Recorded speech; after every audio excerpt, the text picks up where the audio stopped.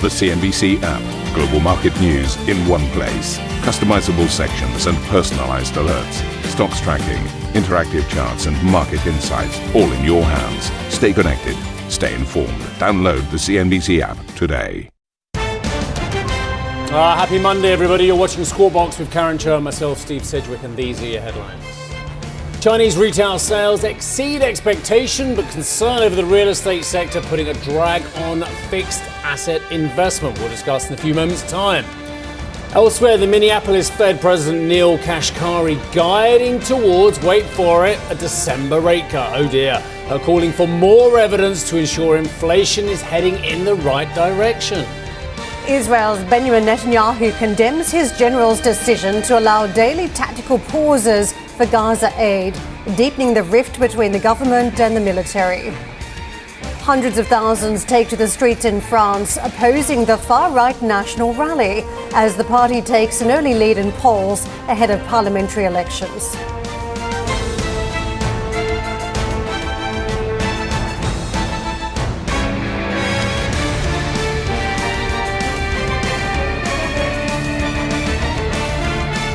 Very warm welcome. Good morning. How are you? Good morning and welcome back. Thank you. It's very interesting, and we'll discuss this later on. That our top stories, and we've got Sam waiting to wing, so I won't go on too long, is about China this morning. Because my feeling, and I express this to actually other people in the press corps who aren't perhaps business news specialists, that the G7 ostensibly on Friday, and again, we'll discuss this later on Thursday and Friday, everyone said, it's about Russia, it's about Russia. And I actually was guiding it towards, actually, it's more about a systemic problem between the West and, dare I say, authoritarian regimes more generally, and specifically China. And I stand by that. And actually looking at the final communique, which we'll discuss later on as well, I still think China is the epicenter of those Western concerns. Yeah, it felt as though we saw a more hawkish tilt against China over the events of G7 Absolutely. Last week. Interesting, because over the weekend there was this friendly relationship between the Chinese and Australia, where there's been, of course, a relationship at loggerheads for a number of years now. So it seemed as though waters were calming in one direction, but on the international stage, still very, very difficult for China. The problem with those calming waters, Karen, is that beneath those waters they're building more submarines on both sides. And so all very well the rapprochement at a certain level between the AUKUS nations, between your fantastic country and China, but beneath the surface, both countries are rearming like billiards. Yeah, indeed, and what that playing field also looks like in terms of competition policy, huge one for Europe last week. Well, the data's interesting as well, and I've got some big questions for Sam already, because China's industrial output missed forecasts in May, coming in weaker than expected at 5.6% on the year. Fixed asset investment also grew less than expected amid a steep drop in real estate investment. But retail sales, now this is interesting, rose 3.7% year on year last month, well ahead of expectations. And China's central bank kept a key policy rate steady at 2.5%, rolling over maturing medium-term loans. Now this is where it gets interesting. Goldman Sachs analysts now expect the PBOC to cut rates twice in the second half of the year. Now Sam joins us. Sam, I'm pretty sure the latest data I saw on GDP showed the Chinese pretty happy at growing at 5.3%. If they're growing at 5.3%, why would they be cutting rates potentially in the second half of the year? Very good morning to you, Steve. Yeah, good question. And, it's really interesting in terms of what the market views as the policy prescription right now, because we've been putting this to a number of analysts today, and really they do say that they need to ease. But my question is, who's going to go and take out a loan? Because if you look at the credit data that we got out on Friday, we're still seeing that there's this view that we're going to continue to see this household deleveraging, because there are concerns about the economy, but particularly the property sector. And we were having a fascinating chat to Fred Newman from HSBC about this today. And every question I asked him about where the growth could come from, void of the export that we're seeing, the numbers we're seeing in terms of the outbound shipments, he kept saying that all roads lead to the property sector. But then we had the new home prices today, which goes to show that the real estate market really hasn't seen a bottom yet, because those prices continue to fall for an 11th month now at the worst level we've seen in nearly 10 years.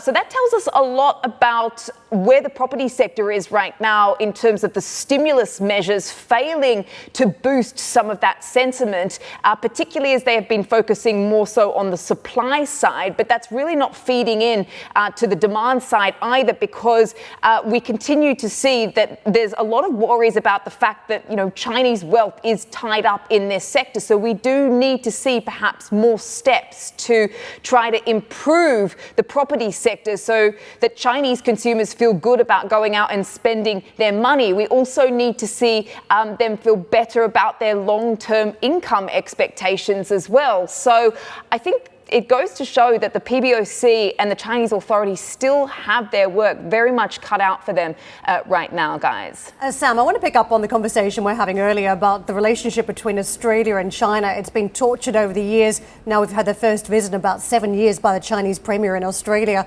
What does that signal about the sort of relationships China is seeking at this stage?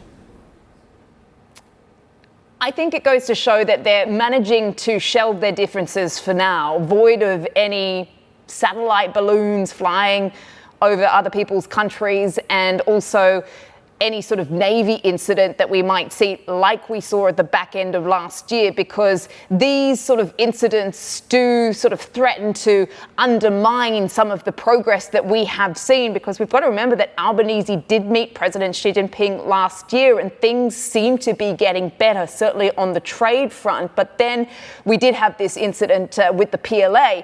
So I suppose what we've seen today goes to show that they can put their differences aside for now. No doubt this two-way relationship is important. Emily was just interviewing the Australia-China Business Council on Capital Connection. I've got to throw these numbers at you. It's really fascinating. They say without China, Australians would have to pay 4.2% more for consumer goods, and trade with China increased Australia's average household disposable income by $2,600 last year. 600,000 jobs or so, 4.2% of employment. So I think this very much goes to show the importance of this relationship and the fact that China is also looking at other markets, guys, other trading partners, as it is continuing to face that pressure from the US. And now with Europe in your neck of the woods with these tariffs on these Chinese EVs. Back to you. Superb analysis. Thank you very much indeed for that, Sam. Hopefully we'll speak to you a little bit later. Karen, just to add, for more on the Chinese industrial data and the miss there, check out CNBC.com. We have an article there. In the meantime, what an extraordinary week for the markets. Yeah, indeed. We had a pullback in some areas of the global markets. For instance, across here in the European markets, very weak trading pattern. Following that vein was the Dow, down about 0.5%. But we had a mixed picture across the course of the trading week, where we actually had gains on both of the S&P and the Nasdaq for the trading week. Friday's session showed you, as we looked to close out that trading week, there were very slim ranges after what had been fairly decent moves to the upside for a couple of those major indices. 1.6% up for the S&P 500, the Nasdaq for the trading week actually up 3.25%. So very strong. Again, that Friday trade, no reflection really of some of those trading patterns. But over the course of the week, by sectors, if you look at some of the top performers, 7 out of 11 sectors were actually negative for the trading week. Energy was to the downside, but it was a tech-heavy story to the upside. It was that technology dominance that we again saw play out. Semiconductors, for instance, were very much in the mix. You didn't see it as much on the FANG Plus stocks, only up about 0.2% for the trading week. So again, back to that view where we've got those big chip names again moving the market and driving some of those major indices forward. I want to take you to Treasuries. We're watching out for a whole host of Fed speakers this week. Don't forget it's a holiday shortened trading week, but the commentary all important. The housing data we're going to be watching closely too. We're 4.25% at the 10-year. The short end we're 4.72%. And of course the guidance seems to be we're looking further out down the road in terms of some of those first rate cuts from the United States. The dollar in this context, this is how we are perched. We are seeing cable this morning flat, 126.82. Euro dollar moving into the green, 107 plus. Dollar yen rates 157.40. Friday was fascinating. Plenty of commentary from the Bank of Japan about a two-pronged process around tapering and also around interest rates, about an economy at this stage where there's still some caution. So morning session, dollar is king. The Australian dollar versus the US dollar a little bit weaker in the trading session. Steve. Thank you. Right. Minneapolis Fed President Neel Kashkari said it was a, quote, reasonable prediction to expect the Fed to cut rates in December. That's December. That's not before December, everybody. OK, in an interview with CBS, Kashkari said policymakers needed to see more evidence. Oh, gosh, we're getting our thumbs up, thumbs down again on what's new and what's not, aren't we? Policymakers needed to see more evidence that inflation was coming down. He added that the Fed is now in a good position to take its time before making any decisions. There you go. In the meantime, the Cleveland Fed President Loretta Mester urged, here we go, caution on future rate moves. Certainly, if you look at the effect of our policy so far, you can see it affecting the economy, right? We've seen it affect housing markets. We've seen it affect growth rates. We've seen it affect and bring supply and demand in the labor market back together. So it's definitely having an effect. Whether it's sufficiently restrictive, that's why we need to be data dependent and sort of assess where inflation is going. We've always said that we really need to have that confidence that inflation is moving down on a path to 2%. We're not going to, it would be inappropriate to keep rates at current levels until inflation gets to 2%. Well, I think of the wonderful word holistic. I think it was invented for the likes of David Roche, president and global strategist at Independent Strategy. Mr. Roche, good morning to you. I say the holistic approach because when I look at everything that's been going on, I'm just back from G7. There was a peace conference where, of course, China still wasn't in attendance despite their invite. I look at the Chinese data. I look at the US rate moves. Do you want to be all holistic on your first answer today, sir? Oh, I can be totally holistic. Holistic, by the way, means that you can diagnose what's wrong with your foot or your brain by looking at your hand. So it's kind of taking everything into account when you're considering everything. So what do I see out there? Well, first of all, I heard your extremely detailed and fascinating discussion about China.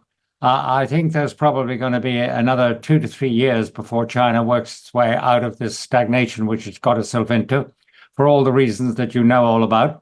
And I think the Fed will cut interest rates twice because everything I look at, all the inflation measures, core, anything you like, are slowly coming down to 0.2% per month, which is the level at which the trajectory towards the famous 2% is actually fairly holistically convincing. And at that point, they being a gang of optimists over there, they'll cut interest rates all right. So 1 or 2 cuts in the second half of the year, probably 2. And when I look at Europe, well, you know, what has changed since the last time we spoke? Well, it's falling to bits in a different way. For a start, Macron has destroyed the centre ground in France as effectively as if he dropped a tactical nuclear weapon in the middle of the country. So we're going to get a real war between the extreme left, who are completely nuts and want to scrap the Stability Pact and the Maastricht Treaty and bring pensions back to the level of state-owned enterprises in 1960. And on the other side of the fence, Marine Le Pen, who is pretending to be a very good kind of Meloni lookalike. But in actual fact, of course, she's far more dim and racist than Meloni. And so France becomes ungovernable. And the interesting thing is, so does Germany, because you can't kick out a German government. The constitution, the basic law, makes it so terribly difficult, and for very good reasons, because there was a horrible little man called Adolf who managed to get into power by creating the sort of stability and endless rounds of elections that got him there. So you can't do that anymore. Even if you were to have a vote of no confidence in the current totally inept coalition, the president would probably turn around and appoint the CDU and the Liberals to form a new government, but they would be forming the government on the basis of the votes they got in the last legislative elections, which would not give them a majority. So whereas everybody thinks Germany might actually get rid of what they've got, which is extremely poor government, and get a nice CDU, market-friendly sort of government, they won't. They get a minority CDU government which couldn't govern anyway.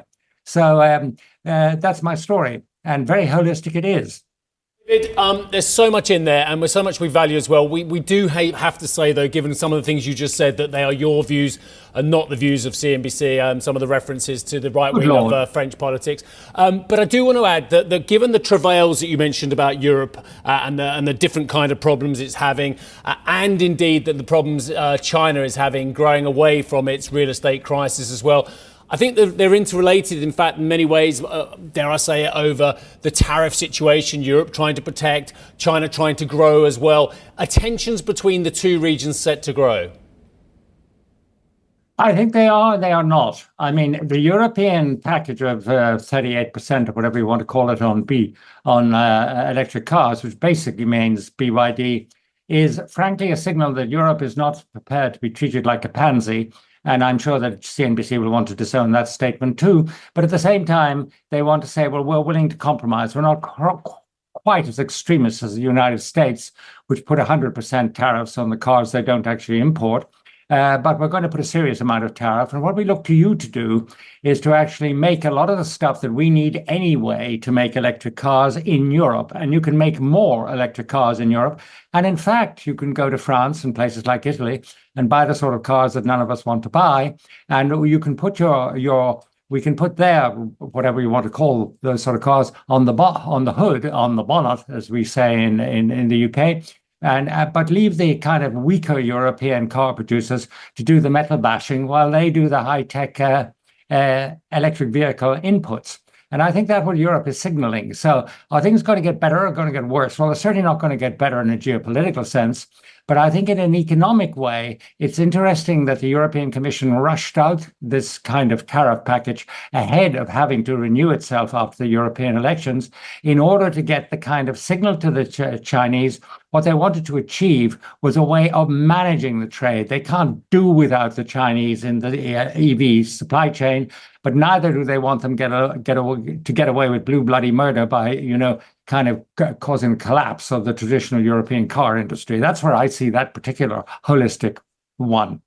David, let me steer you over to the Bank of Japan, because a fascinating update at the end of last week. It seemed as though the Japanese are trying to push out a very large QT boat without causing any ripples on the water. What did you make of the update from Ueda-san? Well, the first thing I have to say is reading an extraordinarily large, humble pie the size of the desk you're sitting at, because my fascinating update, which was kind of you, was also fascinatingly and totally wrong. I thought the Japanese would actually do something, but they didn't do something. All they said was, well, we're going to talk about doing something. And that something is to actually stop monetizing almost the entirety of the Japanese horrifically high budget deficit, and let the markets decide what the JGB rate should be, which 10 years, probably 150 to 250, depends what sort of optimism you have about the solvency of Japanese debt. But they're going to do it first of all, they're going to have the typical Japanese thing. They're going to have a tea party at which all the social partners are invited to give their views on whether they should tighten or not tighten, and then they actually will do something about it in July. Well, speaking of doing something, David, let's talk about the US, because there are a lot of Fed speakers out this week, but we're yet to have that first rate cut. What's your assessment now, given all the latest data points and some of the more hawkish commentary we're still getting from the Fed? Well, look, my view is this. I think Fed speak at the moment is rather like Robert Graves' definition of hell, which is words repeated endlessly until they all but lose their meaning. So I think that's what we're being subjected to. My own view is I look at every single measure of inflation and I can see it slowly, and I stress slowly, declining towards a 0.2% month-on-month rate, which is the magic secret to achieving 2% annualized rate. And I am not going to back off the position that I think, although the last mile, to quote Isabel Schnabel, who I think is the intellectual luminary of the ECB, the last mile is a tough mile. When you run a marathon, it's nevertheless getting run. So I think we will see rate cuts. I think we will see the Fed bringing down inflation, even though the economy is relatively robust, certainly on a global scale, very robust. So I remain pretty optimistic that we will get the rate cuts. And if we don't, then, of course, the markets will go down. No doubt about that. It's rate cuts which are everything to the market. David, you preempted my final question. I'm sure you knew it was coming. The markets in the round at the moment, given everything you've said, and we've had a holistic to a deep drill from you on so many topics, where do you think equity markets, I should say, rather than markets, are placed at the moment? Well, the one thing I would say about equity markets is if we're going to be talking about holistic, is they're not holistic with what's going on in the real world around you. As you can see from looking at China, looking at what's going on in Europe, indeed, looking at the Trump threat overhanging the United States like an axe over a bloodied neck, you would actually say, well, surely some markets, someplace, should be vaguely connecting with this. Well, holistically means connecting. And my comment on the equity markets is the only thing they're connected to is themselves, with a vague valence towards the Fed and interest rates. But that's the end of the story. Intellectually, they don't stretch to what the real world is on about at all, which is singularly nefarious.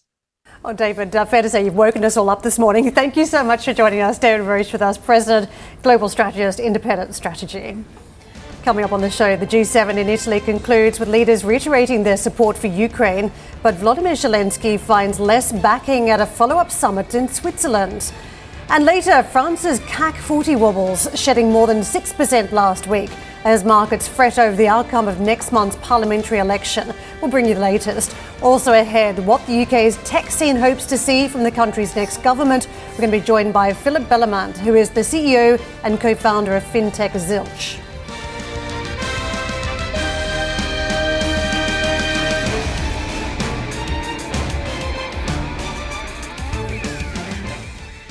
Listen to CNBC's Beyond the Valley, the podcast that explores the biggest tech news from across the globe. Join me, Arjun Karpal. And me, Tom Chitty, every week as we bring you insights into the top stories, unpack the latest trends, and find out where the industry is headed. Now available on Spotify, Apple Music, and Google Podcasts.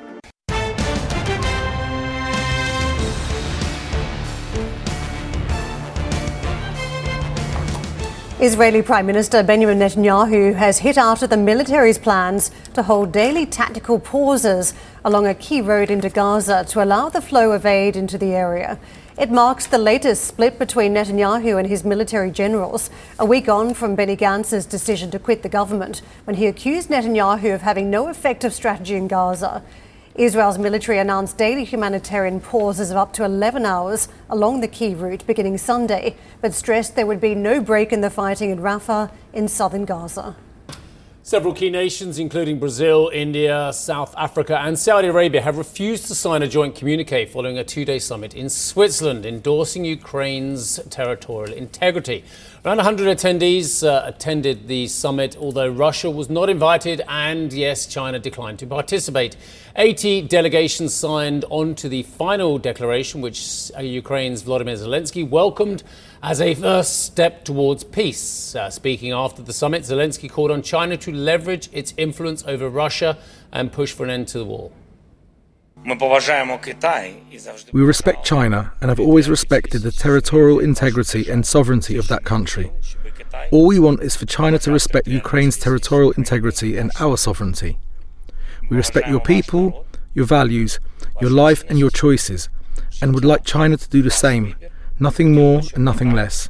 China is a powerful country, a powerful economy that has political and economic influence on Russia, real influence. I think China could really help us. So two very important conferences, so the G7 and the Ukraine-Russia, well, the Ukraine War Summit as well. So many points to come in at this one. Let me just try one. Everything I said, sometimes you do an OB, an outside broadcast, we have a chat around this, and you think, I missed the point. I missed the actual key point of this. Other times you say, yeah, that was absolutely what I thought was going to happen, and that's what did happen. And I've got to be brutally honest, for once I got it. I feel I got my editorial line right, because I feel that whilst everyone was looking at this was about, the G7 was about Russia and about the Ukrainian backing from the West for, I actually saw this more as about China, as about more systemic issues as well. And I think that was the case as well. When I look at the G7 communique, our editorial from Thursday and Friday kind of came to fruition as well. For instance, China's ongoing support of Russia's defense industrial base is enabling Russia to maintain its illegal war in Ukraine and has significant and broad-based security implications. In the communique, we call on China to cease transfer of dual-use materials, again, etc., all about China. Elsewhere in there, G7 leaders said they want to do more to combat what they see as policies leading to global spillovers, market distortions and harmful overcapacity in a growth-oriented sector. So I think that was all about China, and inviting those other nations and not China was all about China. And just to add on that Ukraine conference as well, Russia says this over here, Ukraine says this over here. There's no common ground for talks at the moment as well. I think this was again about trying to point out that the Chinese are still backing the Russians. Yeah, there's no doubt there was some progress made around Ukraine and around China.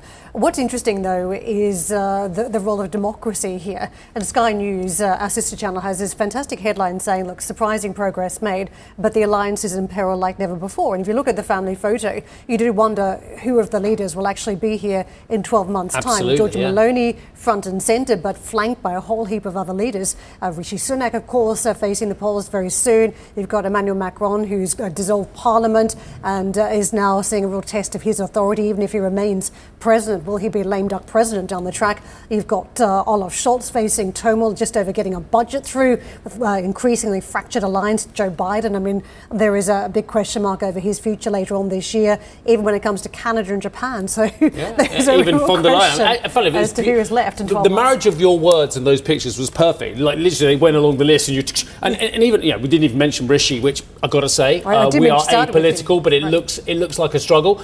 Von der Leyen, again, it could be a struggle for her to get a second term. She may well do, because the EPP have got the biggest power position there within the European Parliament. There's still a question mark, isn't there? That's still dangling. Absolutely. So I hear what you're saying about those internal pressures, but I mean, just on that other issue about the peace conference. If Russia is saying get out of our country because they think 4 of these regions which they've annexed are Russian, and the Ukrainians are saying get out of our country because you've infiltrated global STEAM norms on territorial integrity, how does, and this is what I asked Charles Michel, and I don't even know if we ran the tape on that bit as well, how does this war, I want to know how this war ends. Does it end in, well, and there's only one of 3 ways I can think of. One, it brings an economic collapse of one of the parties, so hence there is no support there. 2, it ends in a battlefield change. Well, we've seen with summer offensive and winter offensive from first the Ukrainians and then the Russians around Kharkiv, it is very hard to get battlefield supremacy at the moment as well. Or 3, someone changes their mind on what they have as their criteria for peace talks. And again, I followed this war for 10 years on the ground. I was the first international journalist actually to speak to Zelensky in 2019, long before the war, and I can't see how it ends. And I keep asking politicians and experts, and they can't tell me. Oh, and if it ends, is it a long pause before another assault of some sort? Crimea being an example of a regrouping before. You're so right, and people are right to point out 1938 parallels with now. I'm not saying we're on the edge of a global war, but what I am saying is when the Germans took over Sudetenland in Czechoslovakia, as it then was in 1938 as well. They basically hamstrung the whole country because that's where all the defences were against the Russian invasion. So when you've taken a chunk of it, what have you left? So by taking over 4 regions, or saying we've taken over 4 regions, how does that leave Ukraine and its defences thereafter, and its aspirations for NATO and its aspirations for EU? It would leave them in tatters. Thank you for listening to Squawk Box Europe Express. For more market-moving news, you can head to CNBC.com. Or join us again on the show with Steve Sedgwick, Karen Cho, and myself, Arabi Lekumete, weekdays on CNBC.